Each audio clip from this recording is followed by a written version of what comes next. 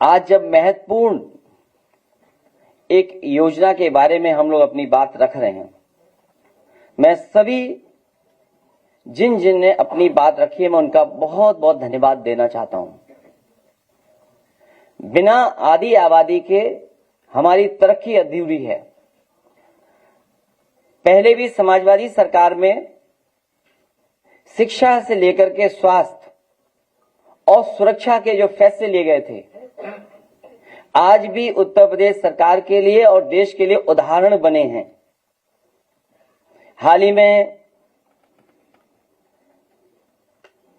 Japan का एक delegation जब आया तो उस डेलीगेशन को वही 1090 जो कभी समाजवादी सरकार में शुरू हुआ था,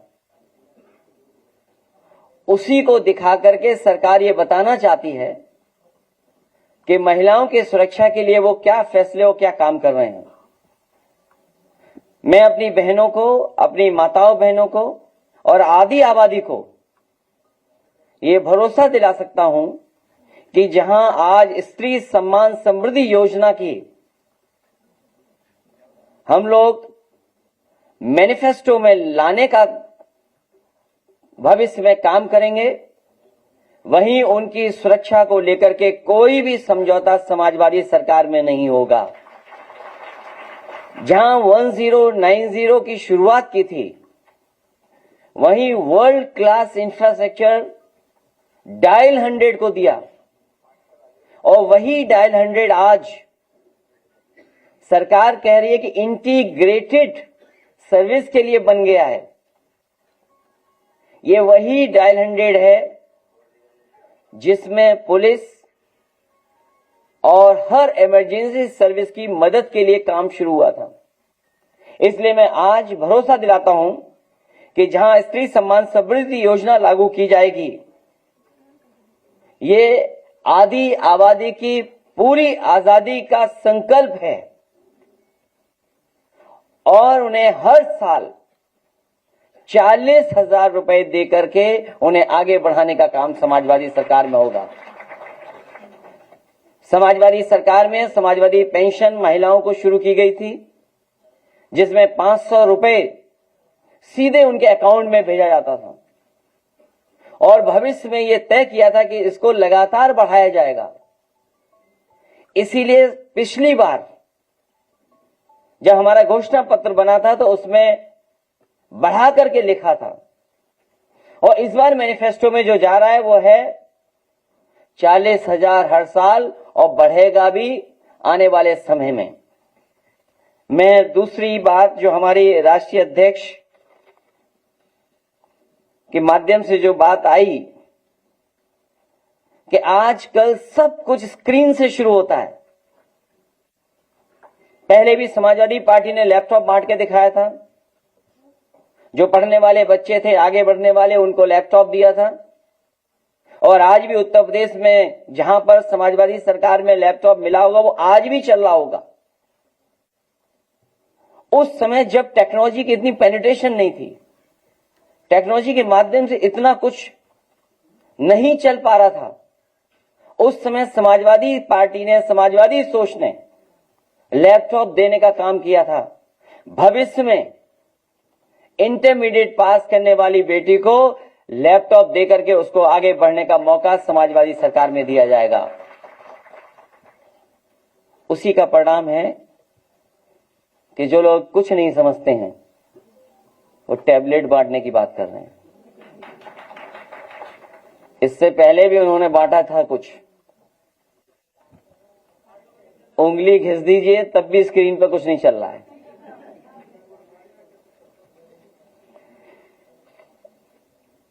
न केवल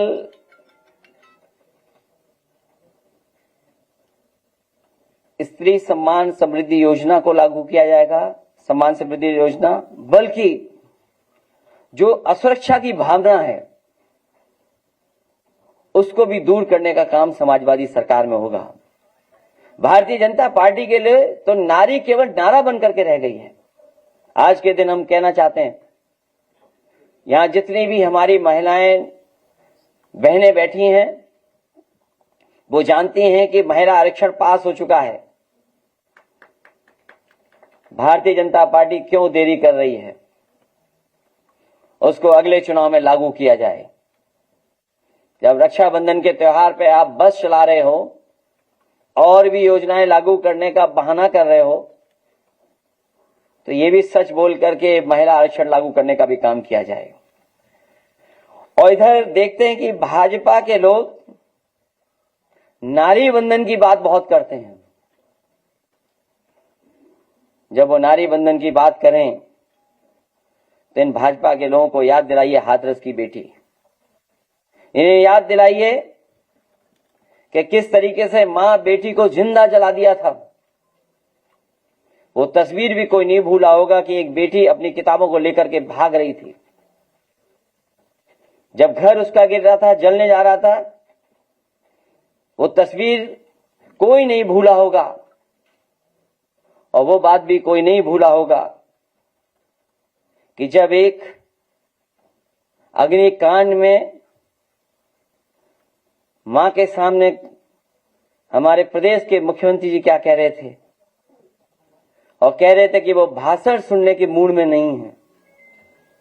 पूरे प्रदेश, देश और दुनिया में देखा है कि किस तरीके से सरकार के मुखिया क्या कह रहे थे कि हम भाषण सुनने के मूड में नहीं हैं।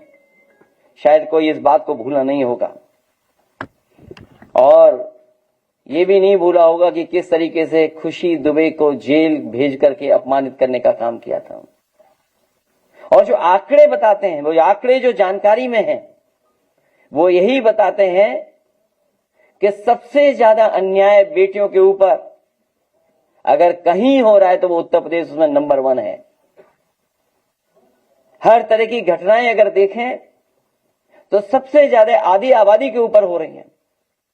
हम आज के दिन जब इतनी बड़ी योजना का फैसला लेने का काम किया हम लोगों ने, स्त्री सम्मान समृद्धि योजना को लेकर के हम लोग जनता के बीच में जाएंगे और भी समय समय पे जो मैनिफेस्टो में बातें आनी उनको लागू करने का हम लोग आह्वान करेंगे। और कम से कम जनता को भरोसा है कि जब समाजवादी सरकार थी तो एम्बुलेंस भी चलती थी, न केवल 108 एम्बुलेंस चलती थी बल्कि हमारी माताएं बहनें गर्भवती महिलाओं के लिए फ्री 102 एम्बुलेंस उन्हें अस्पताल और अस्पताल से वापस ले जाने का काम करती थी। आज मेडिकल नेग्लिजेंस की वजह से कितनी माताओं बहनों की जान जा रही है, वो आने वाले समय में हम आंकड़े भी आपको देंगे। यहीं पर हमने देखा कि किस तरीके से मेडिकल नेग्लिजेंस की वजह से जिनकी हादसा हुआ, जिनके साथ घटना हुई, वो अपना दुख बताने आते हैं। इसलिए आने वाले समय में आधी आबादी को पूरी आजादी दिलाने के लिए हम लोग लगातार काम करते रहेंगे। मैं इन्हीं शब्दों के साथ आए हुए सभी लोगों का, मैं मंच पे जो उपस्थित हैं उनका धन्यवाद देता हूं। मेरे सामने जो लोग हैं उनका धन्यवाद देता हूं, विशेषकर महिला पत्रकार आई उनका धन्यवाद, और हमारे पत्रकार साथियों का भी विशेष आभार कि आज आकर के उन्होंने इस कार्यक्रम की शोभा बढ़ाने का काम किया।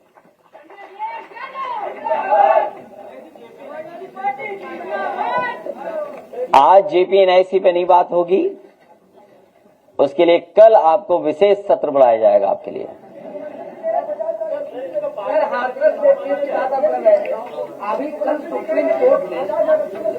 और अभी लैपटॉप की बात हुई है, 40,000 हर साल देने की बात हुई है। पहले भी साइकिल दी थी, भविष्य में भी साइकिल मिलेगी। और सबसे बड़ी बात यह है कि बंद किए हुए 26,000 प्राइमरी स्कूल पुनः शुरू किए जाएंगे, क्योंकि सबसे ज्यादा संकट या परेशानी या असुरक्षा की भावना बेटियों के साथ आएंगी कि वो अपने गांव में नहीं पढ़ पाएंगी, दूसरी जगह जाएंगी। आंगनबाड़ी को लेकर के भी जो आंकड़े आ रहे हैं सामने, वो ऐसे आंकड़े हैं कि अगर आप देखोगे तो खुद ही ताज्जुब कर जाओगे कि 10 साल की सरकार और डबल इंजन की सरकार ने आंगनबाड़ियों का क्या हाल कर दिया है। और न्यूट्रिशन मिशन पहले भी चला था, आने वाले समय में भी चलाने का काम समाजवादी सरकार में होगा। प्राइमरी स्कूलों में जो शौचालय है वो पूरी तरीके से खुला है महिलाओं के बच्चों के लिए, जब उसकी वीडियो दिखाते हैं तो सरकार हमारे ऊपर FIR करनी कि आप स्कूलों की वीडियो क्यों दिखा रहे हैं, बच्चों की बात क्यों कर रहे हैं। इस सरकार के पास FIR के अलावा कुछ बचा नहीं है।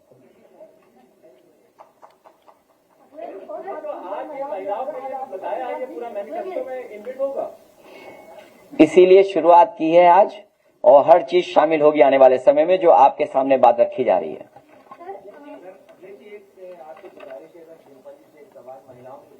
नहीं, आप किसी से भी पूछ सकते हैं सवाल। हाँ, नहीं, बुजुर्ग भी पूछ सकते हैं।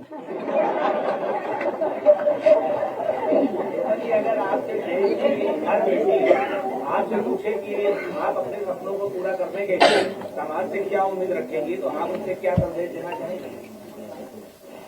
मुखर बनो। इलाहाबाद हाई कोर्ट का जो आदेश आया है,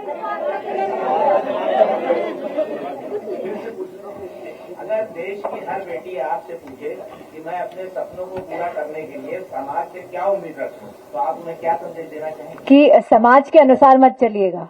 जो समाज कहता है, आपको बंदिशों में बांधने की जो कोशिश करता है, उनको तोड़ते हुए जो आप करना चाहते हैं पूरे पैशन के साथ करें, और पूरा अपना डिसिप्लिन और परसिस्टेंस मेंटेन करते हुए जो भी आप बनना चाहते हैं उसकी तरफ आप आगे कदम बढ़ाएं।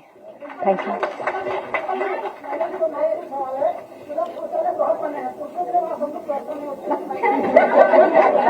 नहीं, वो सवाल तो हमसे पूछो, पहले यहाँ पूछे। आप बता, आप पूछे।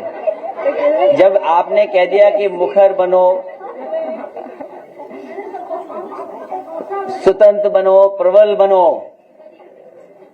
तभी आदि आबादी की तरक्की होगी। और सबल बनाने के लिए और सफल बनाने के लिए हम लोग काम कर रहे हैं। सवाल है, क्योंकि महिलाओं के लिए इलाहाबाद हाईकोर्ट ने कहा है कि नकाब पहन के स्कूलों में जाना अभी अलाउ नहीं है। ऐसे में ओम प्रकाश राजभर जी ने भी तंज कसते हुए अखिलेश जी से सवाल किया है, ट्विटर पे आपने देखा ही होगा। तो आपका क्या राय है इससे? आप जैसा बने सब, आप जैसा आप दिखा दो ना, सबको देखने तो दो अपने आप को। आप जैसा बनो, स्वतंत्र बनो, प्रखर बनो। और वो लोग तो ऐसे हैं जो पहनावे पे भी सवाल खड़ा करते हैं। वो अपनी मन मर्जी से कहते हैं ये पहन सकते हैं, ये नहीं पहन सकते हैं। सर, इतना कुछ दे रही है पार्टी, यूपी में जो लड़कियों को लेकर जो अपराध हो रहे हैं, दुष्कर्म हो रहे हैं, रेप हो रहे हैं, उसको लेकर नहीं लगता कि कोई सेल्फ डिफेंस ट्रेनिंग प्रोग्राम भी चला सकते? सरकार बनवाइए। पहले जिस तरह के कार्यक्रम होते थे बेटियों के लिए स्कूल कॉलेजेस में, और 1090 के माध्यम से जो मदद होती थी, मैं तो आपसे कहूंगा हमारी जो महिला पत्रकार हैं, अगर कभी 1090 में जाएं और उसके डेटा को देखें, और डेटा देखने के बाद हम लोग एक बार फिर बैठे यहाँ पर, तो आपको पता लगेगा किस तरीके से मदद होती थी बहनों की, या समाज में कहां से उनको किस तरह की परेशानियां पैदा होती थी।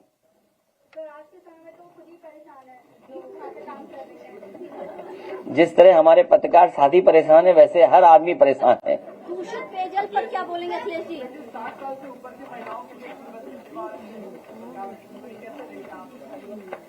आपको भरोसा है सरकार पर? और ये बसें,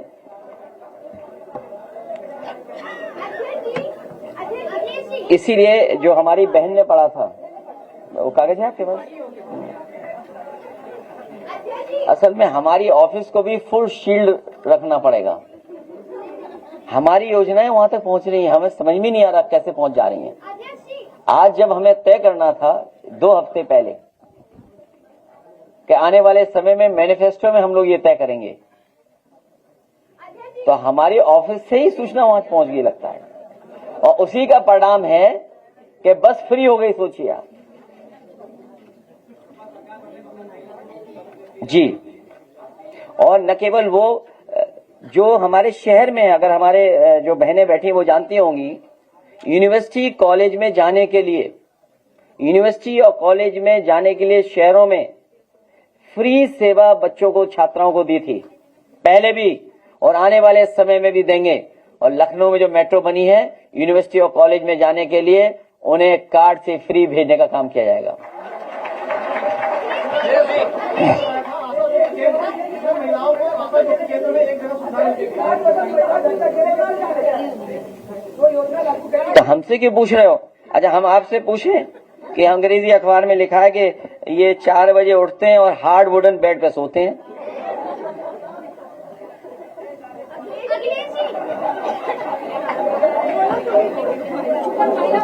क्यों, क्या पूछ रहे थे?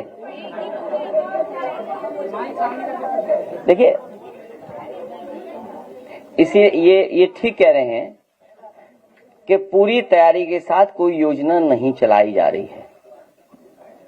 कम से कम उस महिला के साथ या वृद्ध महिला के साथ अगर कोई जा रहा है तो अगर बच्चा है तो फ्री होना चाहिए, और परिवार का कोई वृद्ध है और जो उसके सहायता और सहयोग के साथ जा रहा है, सहयोग के लिए जा रहा है, उसकी आधी होनी चाहिए, आधी टिकट लगनी चाहिए। नहीं, आप इनसे पूछिए, सांसद लोग हैं और ये लोग हैं, पूछिए, फिर हमसे पूछिए। पीडीए का अर्थ ये बताया जाता था पिछड़ा, दलित और आदिवासी, और अब पीडीए से पी फॉर पंडित हो गया है और ए फॉर आदि आबादी, जैसे आज बताया गया। तो क्या कुछ चेंज कर रही है सरकार, कुछ नया लेके आने वाली है 2027 के चुनावों में? आप जेनजियो के जेन अल्फा हैं आप।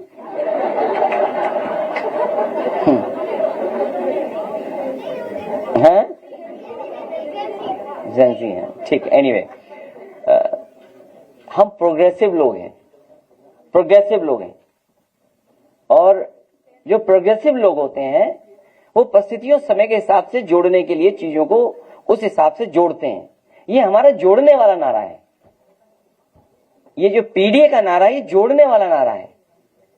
अगर एक मां के साथ ये कहा जाए कि भाषण सुनने के हम आदी नहीं है, या मान लीजिए एक तस्वीर वो दिखाई दे कि किताब लेकर के भाग रही है, हाथरस की बेटी है, तो जो पीड़ित है, दुखी है, जो अपमानित हो रहा है, वो पीडीए है। और जितना हम प्रेम, दया, अपनापन दिखाएंगे, उतना ही हम पीडीए के लोगों को जोड़ने का काम करेंगे। और पीडीए जो पी है वो प्रोटेस्ट भी है।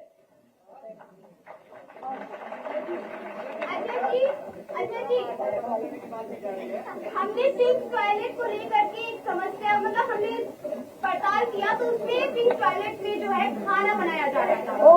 हम चौक के पिंक टॉयलेट पे गए, वहाँ पे देखा कि वहाँ पूरे बकायदा किचन का व्यवस्था, और यहाँ तक कि पिंक टॉयलेट जो घोड़ा भी था उसमें, तो वो पूरा इतनी गंदगी भरी हुई थी, और दो जो दिव्यांग के लिए था या फिर एक और था, वो बंद था, और पूरा बकायदा वहाँ पे लोग रह रहे थे और वहाँ पे खाना भी बनाया जा रहा था।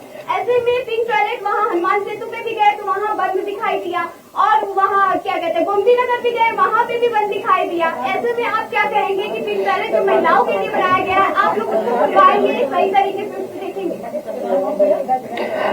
बनाया है नहीं, कोई बात नहीं, उन्हें पूछना ठीक है।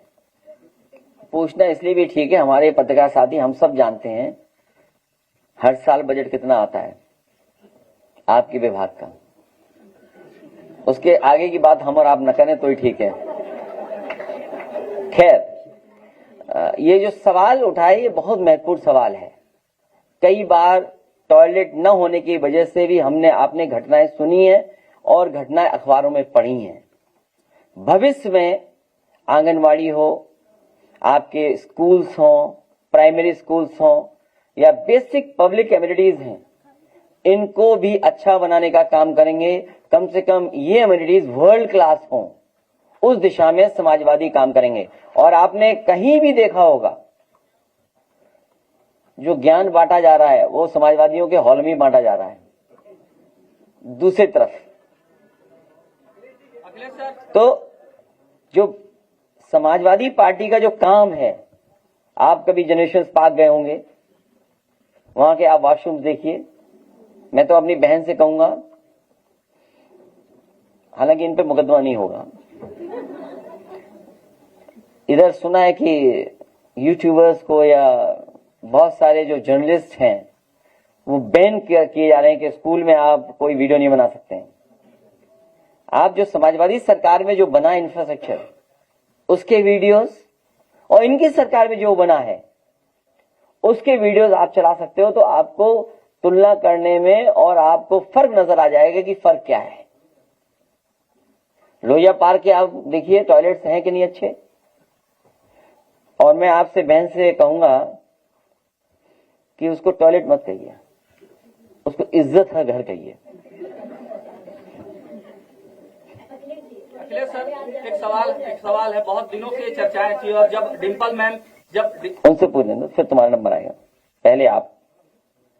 जैसा कि थोड़ी देर पहले आप बोल रहे थे कि जो आपके साथी कोई आपकी योजनाएं जो है वो लीक कर रहे हैं, तो ऐसा भी हो सकता है कि थोड़ी देर बाद बीजेपी की तरफ से एक प्रेस कॉन्फ्रेंस और कहा जाए कि कल जो हमने कैबिनेट की बैठक की, हमने जो महिलाओं को लेकर योजनाएं और कई सारी योजनाएं लाए, उसके बाद जो है हमारा कॉपी किया जा रहा है।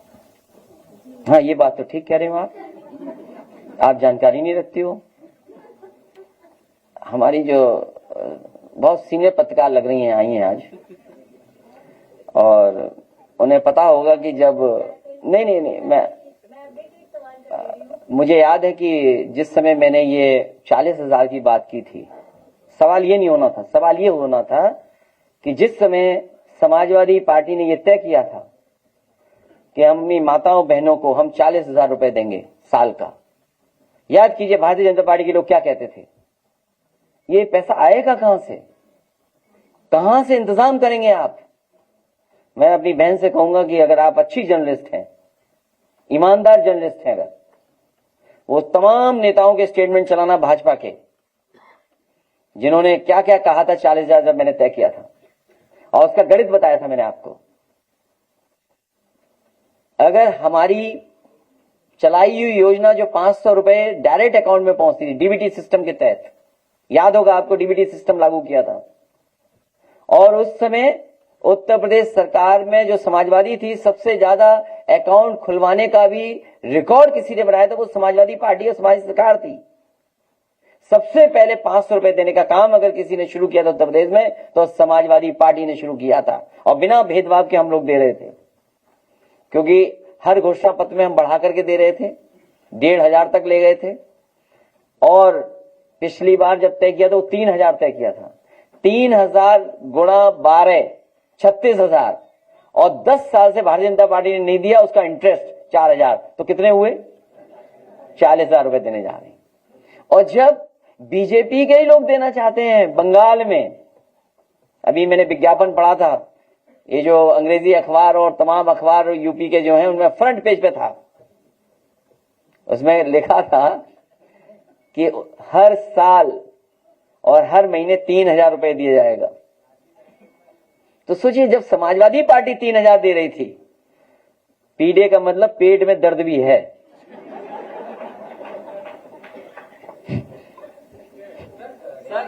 तो उन्हें पेट में दर्द हो रहा था कि समाजवादी पार्टी कैसे दे सकती है। हमारी ही नकल करके वो दे रहे हैं।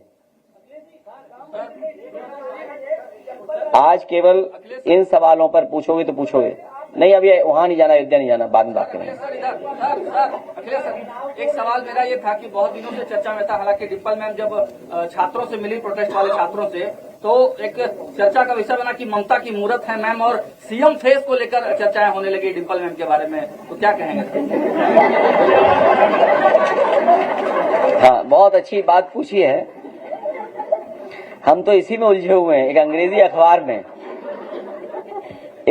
अखबार में, और बहुत, हालांकि ये प्रतिष्ठित अखबार है, लेकिन आज के जमाने में जो चीजें होती है उसके तहत हमें पढ़ने को मिला, Yogi ji is a mirror image of Modi.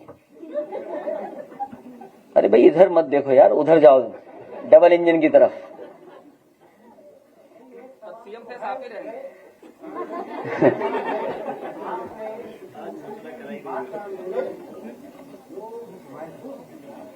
आपको यहाँ बताना चाहिए, और उस आंदोलन में आपने छात्रों की जो मदद की, उस समय आपको नेताजी का कर्म याद आया, नेताजी याद आए या नहीं, ये भी बताना चाहिए।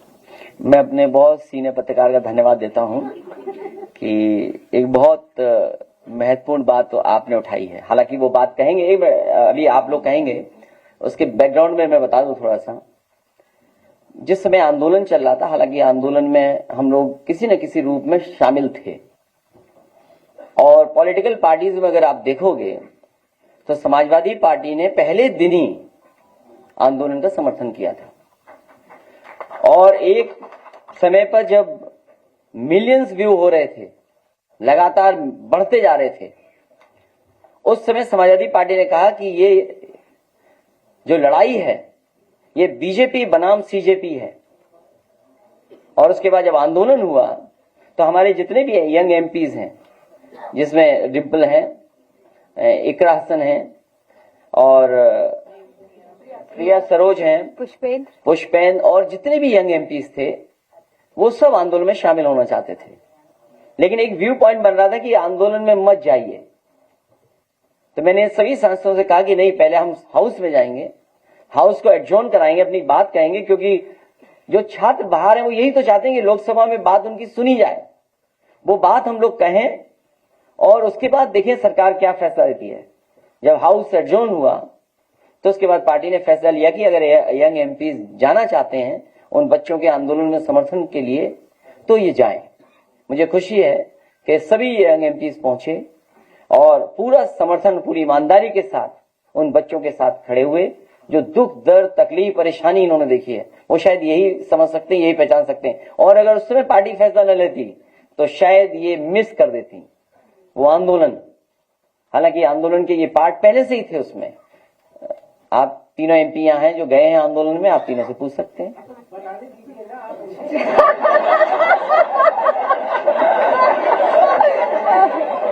भाई ऐसा है, एक कैब अगली बार ला दूंगा, मैं जब भूल गया नहीं, गलती हो गई।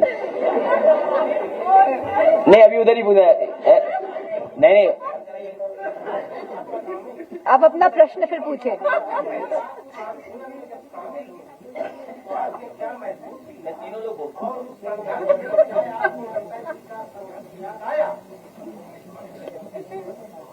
क्योंकि हमारी समाजवादी पार्टी से लगातार सपोर्ट मिल रहा था आंदोलन को, और हमारे सभी जो सांसद हैं, युवा सांसद और भी सांसद गए हैं, हरिंदर जी भी गए थे, राजीव राय जी भी गए थे, काफी सांसद जंतर मंतर होके आए।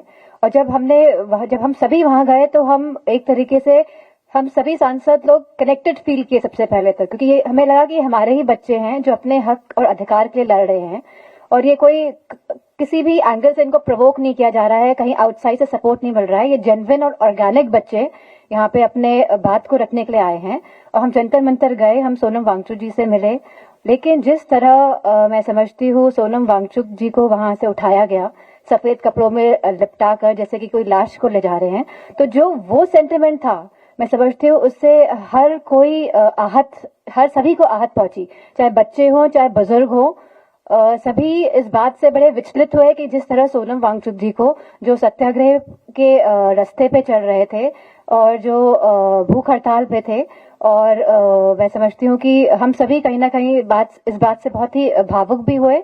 और इसीलिए हम सबने ठान लिया था कि 20 तारीख को हम इस आंदोलन में जरूर हिस्सा बनेंगे।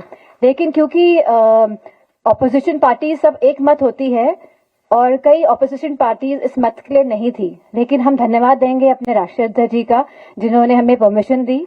और अगर परमिशन नहीं देते तो हम नहीं जानते हम क्या करते, हो सकता तभी भी जाते। युवा लोग हम यही सब ठान के बैठे हुए थे, लेकिन हम धन्यवाद देंगे हमारे राष्ट्रीय अध्यक्ष जी का जिन्होंने हमें परमिशन दी, क्योंकि उन लोगों ने देख लिया था कि सभी महिलाएं सांसद स्पोर्ट्स शूज पहन के आई हैं, वो अपना मन बना के आई हैं। तब हमारे अध्यक्ष जी ने कहा कि जाइए आप सब लोग शरीक होइए। और हम लोग बस क्योंकि गाड़ियों से नहीं जा सकते थे तो हम सब लोग बस पैदल निकल गए।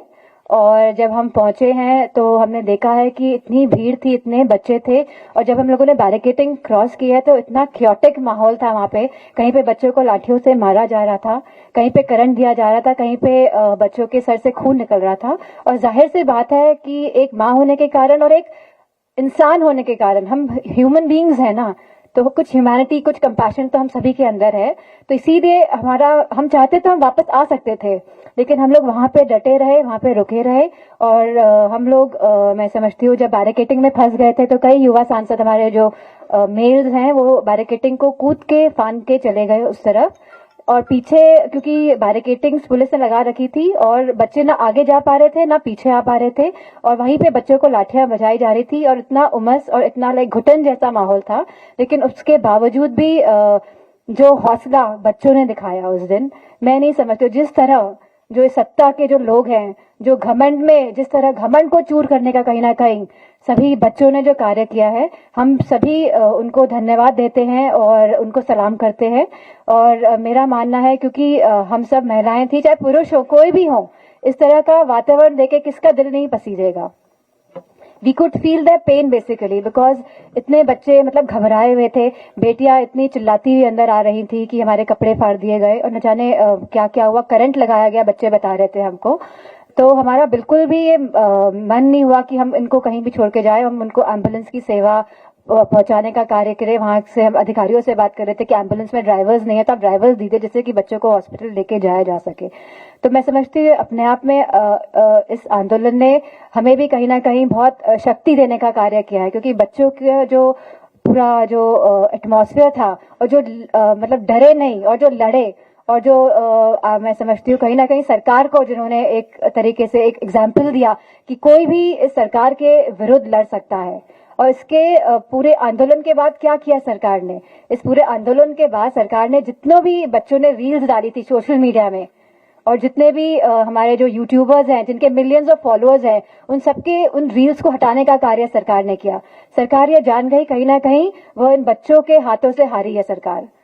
और मैं समझती हूँ एक संदेश पहुंचा है पूरे देश में, पूरे समाज में कि भारतीय जनता पार्टी को हरा सकते हैं हम लोग मिलकर। अगर हम लोग साथ लड़ेंगे तो भारतीय जनता पार्टी को हराना कोई मुश्किल कार्य नहीं है। तो मैं समझती हूँ कि ये आंदोलन एक तरीके से संजीवनी बूटी साबित हुआ है इस पूरे भारतवर्ष के लिए। Thank you.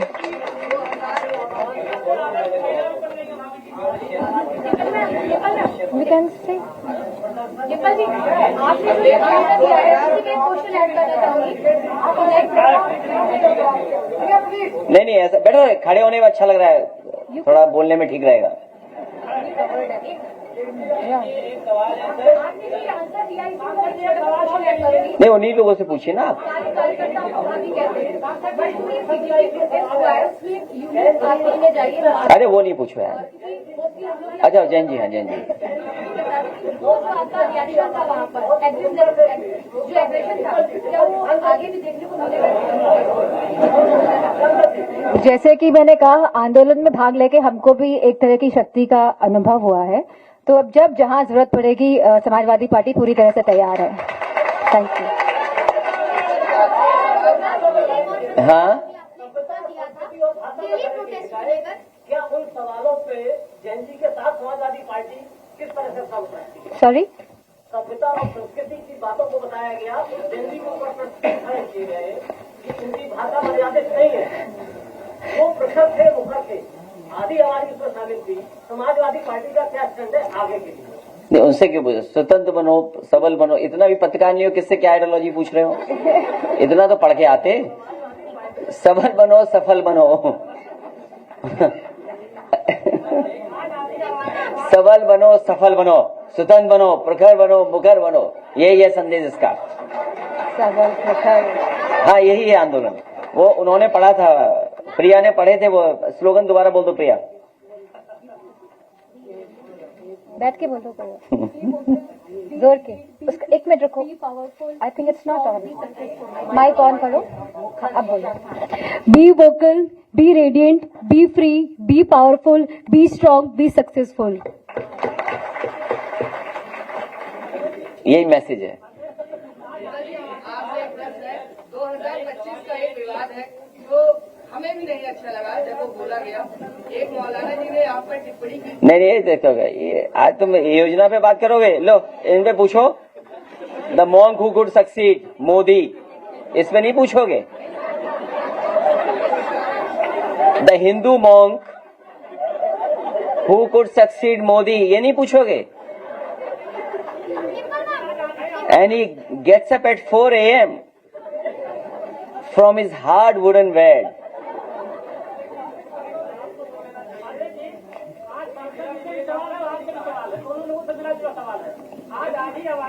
अभी जाना नहीं आपको घर कहीं? आधी आबादी की बात हो रही है, आधी आबादी के सम्मान की भी बात हो रही है। विधानसभा चुनाव आने वाले हैं, महिलाओं को कितनी फीसदी का किया जाएगा? समाजवादी पार्टी की कोशिश होगी कि भारतीय जनता पार्टी से ज्यादा लड़ाएं, और हम भारतीय जनता पार्टी से अपील करेंगे कि नारी को नारा न बनाएं। जो आरक्षण लागू हो चुका है उसको लागू करें। और अभी तो इलेक्शन कमीशन आए थे, चीफ इलेक्शन कमीशन, अभी अगर क्लोज डोर बात हो जाती तो 27 में लागू हो जाता। हम तो कहेंगे कि आज के दिन जब इतनी महिलाएं बैठी और यहां पर हैं सभी, और आप लोगों के माध्यम से भारतीय जनता पार्टी को रक्षाबंधन के दिन ये फैसला ले लेना चाहिए कि बहनों के लिए आने वाले समय में आरक्षण लागू होगा। जो कानून पास हो चुका है लोकसभा में,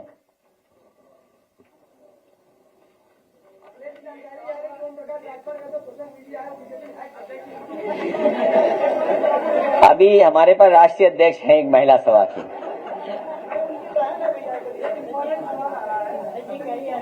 कल फिर बैठेंगे ना। अच्छा हाँ, एक मिनट बहन जी, बहन रुक जाओ, अभी थोड़ी झारखंड वाले। हाँ,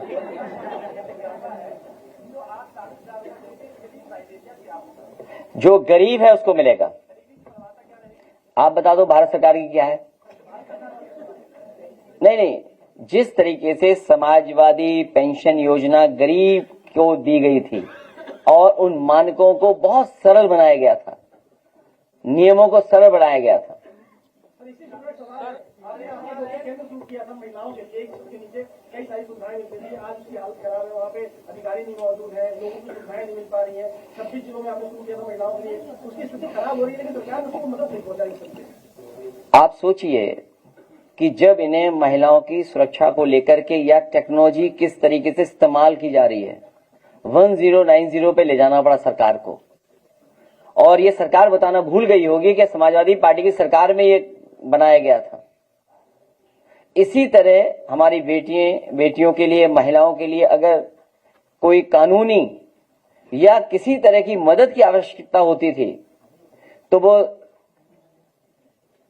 क्या नाम था, ज्योति केंद्र, आशा ज्योति केंद्र के माध्यम से मदद होती थी, जिसमें लीगल मदद, मेडिकल या अन्य किसी तरह की मदद के लिए आशा ज्योति केंद्र में उन महिलाओं को, बेटियों की मदद होने के लिए सेंटर्स बनाए थे। उन सेंटर्स को बर्बाद कर दिया सरकार ने। आने वाले समय में मदद के लिए और कानून व्यवस्था को सुधारने के लिए और अपनी महिलाओं बेटियों की सुरक्षा के लिए कोई समझौता नहीं किया जाएगा।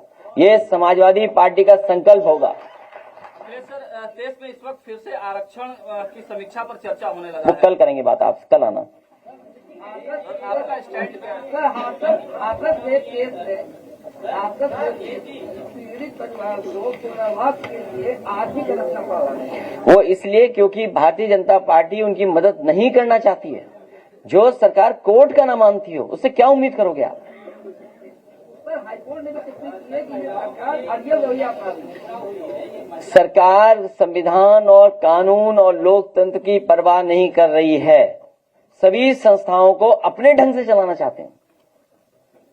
क्या पहने आप, क्या खाएं आप, ये सुरंगवादी लोग जो हैं, जो सुरंग में रहते हैं, अनरजिस्टर्ड लोग,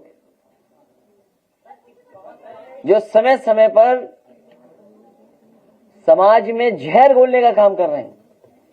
आप में से कोई चीनी पे सवाल नहीं पूछा, बताओ कैसे पत्रकार हो आप? कैसे पत्रकार बन गए हो आप, बताओ? अच्छा ठीक है, तो अच्छा हाँ, कल सर, वंदे मातरम के स्टैंड क्या है सर, ये बता दें। सर, जौनपुर में नेताओं ने चीनी को लेकर सवाल किया कि चीनी का रेट इतना बढ़ गया, उनको सस्पेंड कर दिया गया। कल लखनऊ में कुछ समय पहले महिलाओं के लिए टू व्हीलर महिला राइडर की व्यवस्था शुरू की गई थी, उसको आप कैसे देखते हैं? और लखनऊ घुमाने के लिए जो बस करी गई थी वो कहाँ है? ये कोई बात हुई? आप तुम सरकार पे भरोसा क्यों करते हो, क्यों यकीन करते हो? आप ये बताओ कि 4 बजे तख्त पे और सोते हैं क्या वो? तुम तो हल पर तुम जब हर बात जानते हो तो क्यों सवाल पूछ रहे हो? ठीक है, तो इसीलिए तुम भी प्रखर बन रहे हो, मुखर बन रहे हो। वंदे मातरम पर क्या स्टैंड है सर पार्टी का? वंदे मातरम पर सर क्या स्टैंड है पार्टी का? हम बता चुके हैं, क्लियर कर चुके हैं। हमें तो गाना गाना आता है, तुम्हें नहीं गाना आता है। बताओ, पढ़ दो, गाओ, चलो। बताओ, गाओ ना। सुजलाम सुफलाम मलय शीतलाम, इसके बाद तुम बताओ। हद हो गई बस इसी लायक हो तुम।